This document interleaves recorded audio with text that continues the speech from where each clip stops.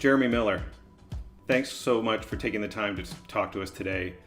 We've had a bunch of guests on the show of late, and of course, we've all talked about COVID and how companies are handling this. And while everyone has a pretty strong opinion, I think you have formalized it more than anybody else I've seen out there, which is really interesting. It seems as though as people and companies, countries try to flatten the curve, you seem to be a little bit a step ahead of that curve. So I want to get into that. And at what point in the crisis did you see a real opportunity to pivot and help companies in this really tough time? Day one. It's a pleasure to be here. Thanks for having me. The, uh, the the thing that happened. So when I look back to this, so the dates are really ingrained in my mind. So March 11th in North America is when the travel bans got kicked in, and then we saw NBA and MLB over the next 2 days got canceled. And so the first couple of days of this, we're really working with our clients on crisis communication. We're still open. This is our COVID-19 response. Those types of things. But by the Tuesday, Wednesday, is that like the 16th or 17th, we already started to see the emergence of layoffs, retailers, dentists, things like that. We're starting to do that. And this kicked a visceral response for me. I've come from a family business that was in the recruiting sector, and our business would go up and down with the economy. And what I saw happening that week was we were being plunged into a recession, and all my programming kicked in. And I said to my clients, look, your business may go down as much as 50% in the next 6 months. What are we going to do about it? And so we didn't have formalized programming or thinking. It was just instinct of something bad is happening. We're going into a recession. You've got to be fast. You got to act. And here's how. Yeah, I mean, I think it's safe to say that the brands who are going dark are not doing the right thing.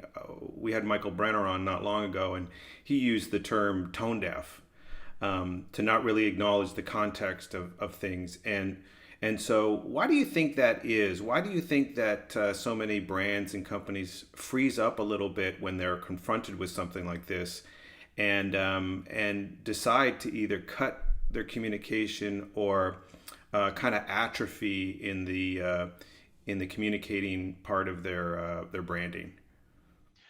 It's a great question, and I think the thing we have to recognize is it's a very complex question. I wish I could give you a simple answer on this, but what we're dealing with is a very much a business issue and a psychological issue.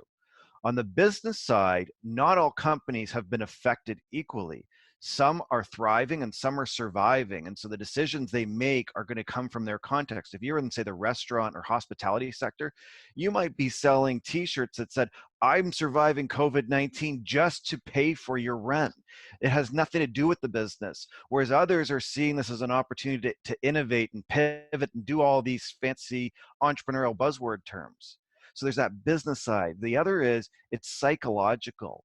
What's different about this situation today is this isn't a financial crisis or an economic crisis.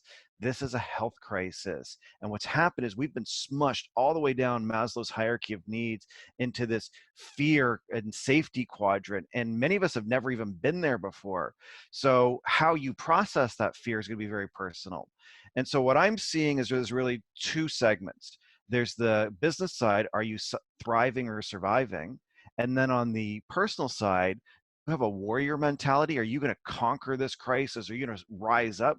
Or are you in that other group that just you feel like a deer in a headlight? You're either going to hunker down or try to hibernate or even take your chips off the table. But they're in that other group where it's that fight or flight response that you're not ready to just punch back as soon as this thing kicks. And so all of that leads to basically saying every response is nuanced because this situation is far more complex than I think anyone's giving it credit.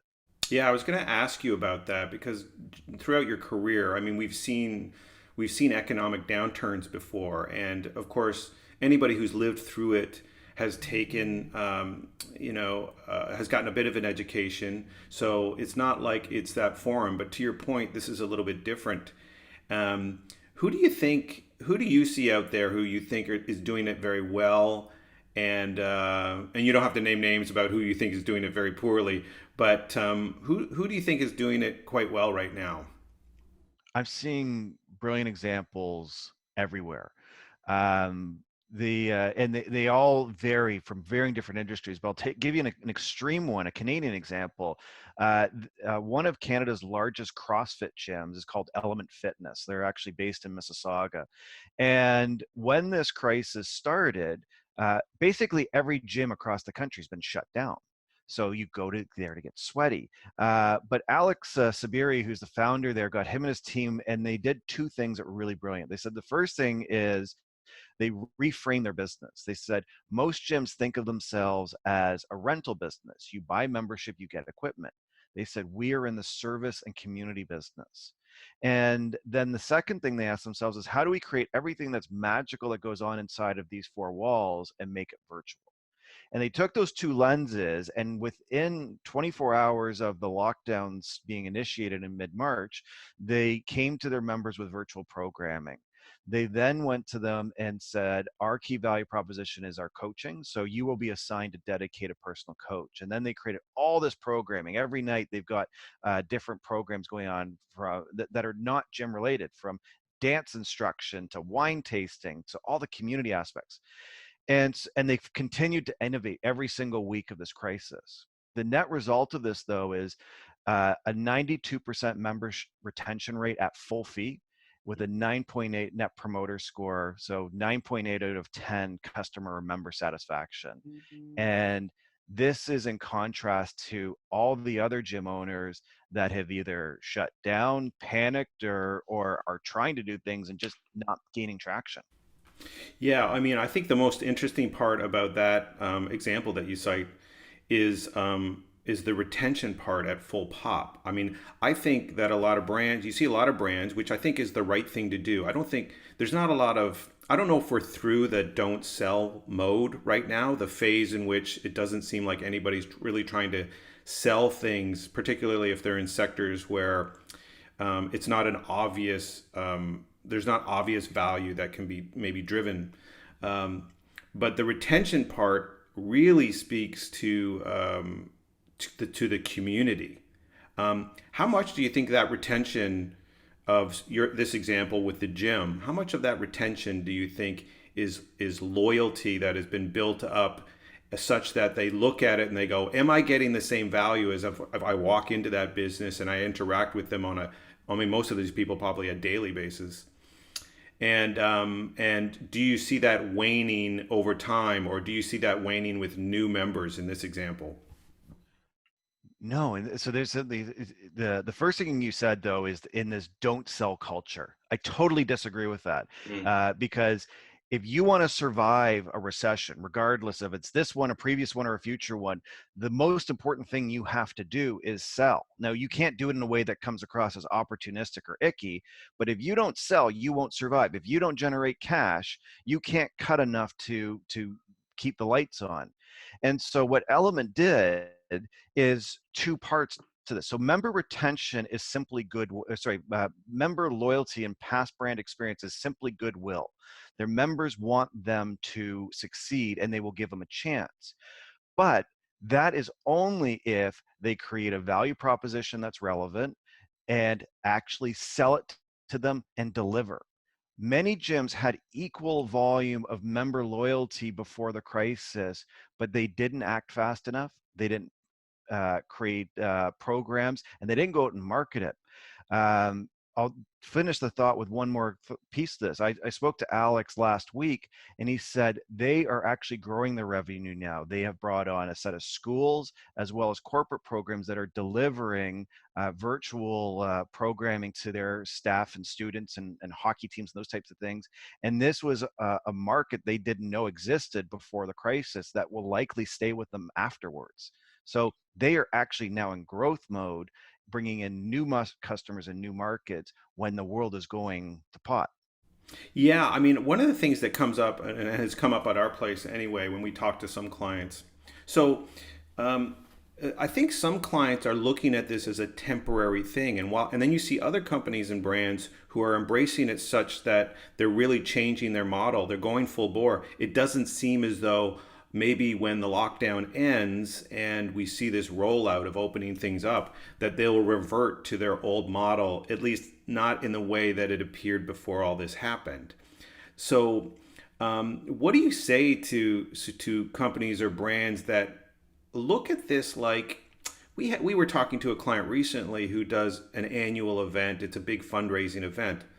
Um, and they were struggling with what to do because it usually happens in late summer. What to do here? And a lot of the voices in the room were saying, well, look, maybe by that time things would open up. Um, so again, we sort of see this bit of a paralyzing kind of idea here where you could look at this as temporary. And so you look at your solutions as band aid solutions rather than really committing and evolving your brand and like this Jim has done to create something that is new and vibrant. I mean, I don't see those guys as changing necessarily the script so much when things go back to normal. It'd be interesting to know what they do have planned if it does. Right. Well, I think what we're seeing today is people think it will go back to normal, and I think that's short-sighted. I think there's a clear dividing line, and it's before coronavirus and after coronavirus. The reality is what was before coronavirus isn't going to come back, and the people holding on to that is partially probably going through their grieving process to try and hold on to what they had. And what we have to recognize is that significant seismic changes are taking place globally. We are going to be seeing changes in the way people work, the way we run events, the way we communicate, and many different things. And so what I am seeing the strongest entrepreneurs do is almost have a forever mindset, that they're assuming that this is our new normal. And if something changes and lightens up, that's just a pleasant surprise. But otherwise, they are innovating and trying to serve clients and customers and be incredibly helpful based on the tools and resources available to them right now. Yeah, and you know what? It's probably a great place to segue into where those ideas come from. I know that I've seen some of your talks, and you talk about the creativity that lies within organizations, and you're big on telling folks that look, it's untapped. You have that ability there. You're just not accessing that as a resource. And I think particularly in this time, it's really a call to action for companies and brands to get creative internally and really apply that in transforming their brands. So where did that idea originally come from? This idea of plucking creativity from inside your own walls. Well, necessity is the mother of all invention. I started out. Well, this actually originated with my last book, Brand New Name, which came out in October of 2019. And where that book originated from is we have an article on our website that generates thousands of visitors a week that are trying to name things, and they were calling us up asking for naming services. And we started out with that process of delivering brand naming and doing the creative work for ourselves, but hitting a wall in just terms of capacity. And we started asking the question, how else could we do this? And what I realized is that inside every single organization is immense creative potential. You are creative, your team is creative. And so then rather than looking externally to consultants, advisors, and advertising agencies and everybody else to try and give you creative answers, why not ask your employees? And not just the marketing people or the management people, why not ask your frontline workers, your factory workers, the people that are all around you? And the thing that's so exciting and brilliant is that if you change your mindset, especially right now, this whole playing field, we are in uncharted waters. We do not know what's going to happen next. So the best place to look for the ideas that you need to move forward right now isn't outside, it's inside. It's about bringing your team together, framing the challenge, and then saying, how can we go about doing this? And if you take a different lens and look at everyone on your team as creative, it is so liberating.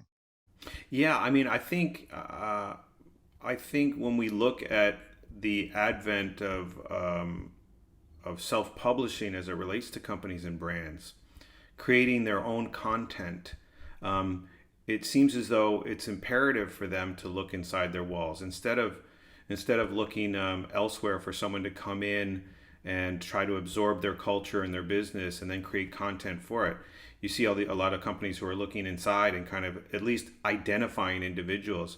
Within that idea of looking within your walls, I guess my question would be, there's a lot of people out there who will say to you, look, Jeremy, I'm just not that creative. I'm not that guy. I'm the left side of the brain. I'm a numbers guy. Whatever. I'm assuming within this idea of looking within your own organization, you can identify the people who seem to either be a hybrid of that or are fully creative sort of people. I don't want to say that there are some people that should be kept away from creativity, but creativity is one of those things that you have to manage, right? I mean, I can think of working inside agencies and some or companies and opening up the field to creativity. What kind of tools do you give them to help manage that process? If they buy into that idea, how do they harness it? Because I could see it be like herding cats at some point. It is, and it always is, and it should be. So the first thing is, though, somebody who says, I am not creative, I'm a numbers guy, or anything else. No, that's not true. So we associate creativity with art, your ability to draw, your ability to sing, your ability to do the quote unquote creative skills. But an accountant who is brilliant at seeing the numbers and solving problems, that is the act of creating. That is ideation. So how do you harness this? Well, there's very simple tools that you can use. So let me just give you one that I really love. It's called e-storming. So the next time you want to try and generate a bunch of ideas from your team, take a question. For example, how can we be incredibly helpful in this moment in time? And the way you might frame your question might be, what knowledge, expertise, or resources do we have inside of our organization that could be of service to somebody else right now? And then pose that question out to your entire organization and ask everyone for 10 ideas. And they could put it in by email or a Google form or whatever it is, but have them all submit to a central repository. Now, the key is you want to be able to collect all of the ideas from everybody versus putting them together onto a Zoom chat or a boardroom to brainstorm. By allowing everyone to work on their own and then consolidate the information, that will give you more volume of ideas. It'll take the pressure off of my idea is better than your idea. It'll also take the ego out of who said it. And that way you can take all the ideas, anonymize them, randomize them, and then bring them back to the group and say, okay, now what do we do with this? What are the best ideas? What trends do we see? How do we rank these? And I guarantee within that mix, there will be stuff you can use. Yeah, I think that's a big part of it. I think um, there you need somebody who can assess ideas and decide which ones are best and which ones are maybe weaker. And although on the surface it seems as though that's a subjective kind of call, I guess it should always be associated with a strategy. Is your advice for people who are doing this process is to start with a strategy? Should that not be where it starts first? Yeah, and so that's part of this too. Is so strategy again is fluid, but so the way brand new name works is terms of a naming sprint is 3 steps. So step one, build your naming plan. What are you naming? What are the criteria for success? How will you know you get to the outcome when you need to test? So strategies first. That's your foundation. It doesn't have to be complicated. It's just setting guidelines. And then second, we take you through a 5-day naming sprint where we get the entire organization involved and we give everyone a quota, 5 good names per day for 5 days. And so everyone puts in their 5 names, you can gamify it. But the key to this too is to help people who are not usually creative, give them an exercise, give them some guidance. And then the third stage is process for testing and selection. Well, this mindset in terms of strategy, ideate, test, and select is what design thinking is all about. It's the same kind of thinking here. But as a leader, what you want to try and do is set the conditions or the environment up so that you will get the best ideas out of people. You, as the leader, might be defining the strategy, or your management team might be doing that. So, what is the problem? The clearer you can get to problem definition, the better you will be able to focus the ideation exercises on. And the other side of it is you don't need everybody involved in selection or execution. What you're really trying to do is get a wide breadth of perspective so that you have the right information and ideas to act on. Interesting, yeah. Um, in terms of how you got started, because I imagine there's people who want to emulate what you have done. Um, I know that you were working with Leap Job, and that was a family business, and you helped turn things around there. At what point did you decide that you were going to change your career and go down this road? I don't see an obvious connection between Leap Job and what you're doing now, but maybe but I could be I could need to be informed by you. All careers are squiggly, right? So my origin story started in high school when I went to my parents at one point and said, you know what, when I grow up, I'm going to take over the family business. And unbeknownst to me at the time, my mom, I think, had a little bit of a heart attack. Went, oh, that's not what we want. So they went and they talked to their friends and other business owners, and what they got was advice. They said, you don't want to have your kids come off as a lucky sperm. So set some criteria for how they enter the business. And so for my brother and I, if we wanted to join the company, we had to have 4 years of work experience, a university degree, relevant experience, and we had to apply. Basically 4 years from the day from graduating, I applied and came on as the director of sales and marketing. Now, I started my career in the software industry selling CRM software. Then I came into the recruiting industry, and one of the first things that happened to us is our business was being disrupted. And I came out of a very difficult first year and realized that what had happened was we didn't have a sales problem, we had a branding problem. Our customers couldn't distinguish us from anyone else, and we were facing the first onslaughts of the web changing our industry. So the reason I got into branding is I was a sales guy who lost his competitive advantage, and I started studying everything I could get my hands on, every branding book, every marketing book. The problem was they were all about big companies like Apple and Nike and Starbucks. And so how does a small business with a marketing budget, but just not a vast one, use these ideas? So I consolidated it. We changed the whole company's brand. We implemented it, and I found out that I loved it. It was so much fun. Well, where sticky branding came from was our clients took notice of the work that I was doing, and they started asking me to do advisory services. So within the family business, I built a consulting practice. And when we went to sell the company, or when we started our exits, I spun out the consulting practice to form sticky branding, and then I packaged and sold the family business. And after I did that, I looked back over my shoulder and said, what book do I wish I had at that moment in time? And that was the origin of sticky branding.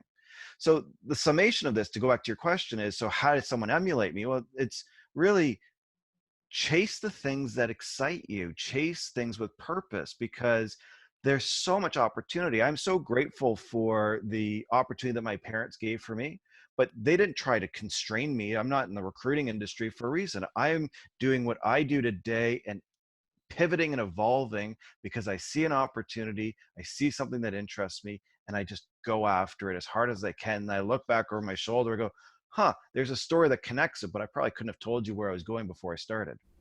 Yeah, I mean, I think to go circle back to one of our original questions, it was when we're faced with these challenges, there's one of two ways of going. You can either embrace it and evolve and see opportunity in it, or you can be a little bit paralyzed by it.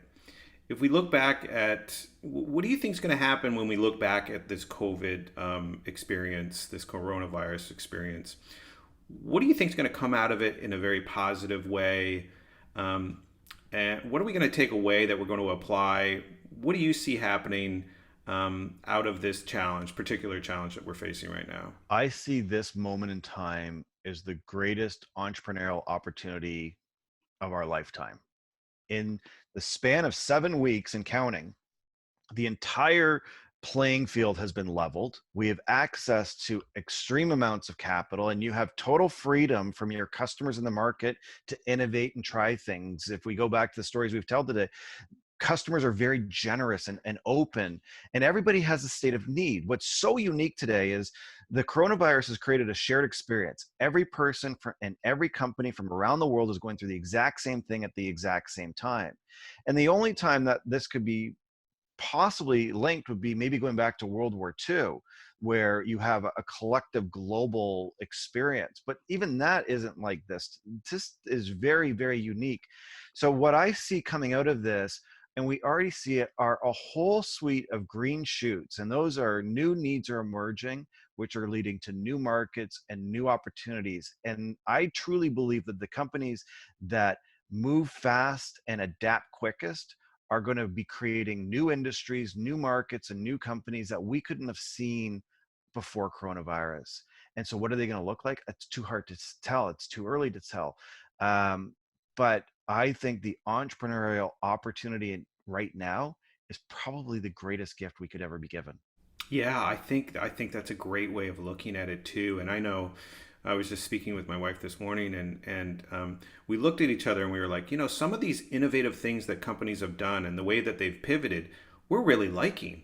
Um, I could see, you can actually see in the future of maybe when it comes a time of reopening, they're going to have to decide what they're going to retain, and what they looked at as a band-aid as maybe the new way of doing things. I mean, who's not going to want to be able to pull up to grocery stores and pop their trunk and have someone just throw their stuff in it? I know that exists in other places, and it might not be the strongest example, but it's interesting that the challenges, as things get more positive, the challenges will not go away. There'll just be new challenges that will challenge them to ask, hey, what do we want to retain here, or what were we missing before all this happened? Yeah, and these behaviors, and that's why I really don't think you can compare to before coronavirus. So, um, these new behaviors, these are being formulated. Some are positive and some are negative. We probably never go back to the office work environment that we once knew, and so that's going to be very difficult for some people because that's our social network. How do we recreate those types of things? But taking the say the pick up and go type of shopping, absolutely, that's a realm of convenience that is incredible. So there's a whole suite of needs that are emerging, and they're going to stick around. And I think you got to look at it that way. And I think we can look back to previous recessions. One of the things that I find very interesting is if you look back even 2008, 2009, that recovery process, the stock market recovered quickly, but the economy took several years to come back. And in that, it's moving slow enough that it doesn't just turn backwards. So I'm anticipating that this economic recovery will track the recovery of the virus. And with that, it's going to be slow incremental change that we're not going to realize we've changed our behaviors at the end of it all. It's funny. I mean, you brought this up at the top of the podcast, and that was that there's two things. There's the emotional side of things, and then there's the business side of things. On the emotional side, I mean, we all know that human beings are social creatures.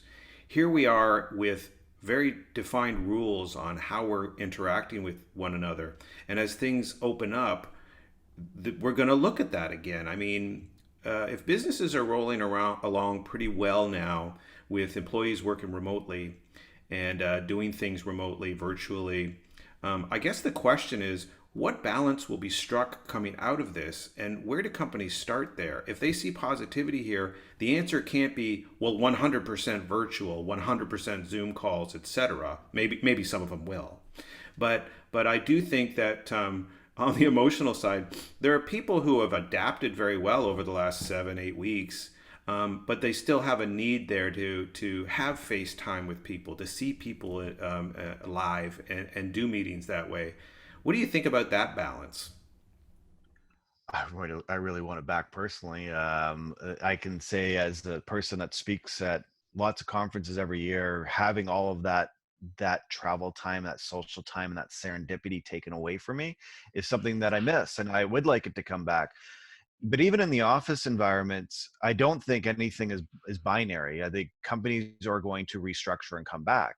If I were to say any change that we're going to see, at least in the early stages, is what's most likely going to be different for us is that companies are going to be behaving more like hospitals in terms of their cleaning, sanitation, and social distancing.